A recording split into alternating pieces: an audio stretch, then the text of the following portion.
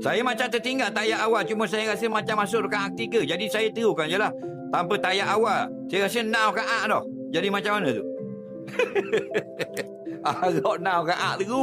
Nak, maya gerik. 6 rakaat tu.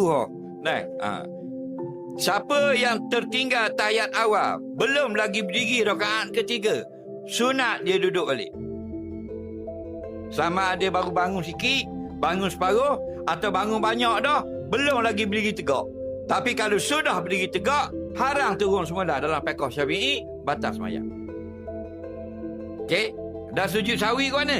Kalau dia naik tu banyak dah, belum tegak lagi, sunat sujud sawi sebelum salam. Kalau naik baru sedikit, tidak sunat sujud sawi kerana sedikit pergerakan. Okey? Dah salah rakaat ke mana?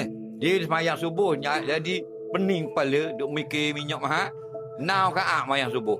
Faham tak lagi? Tidak batal.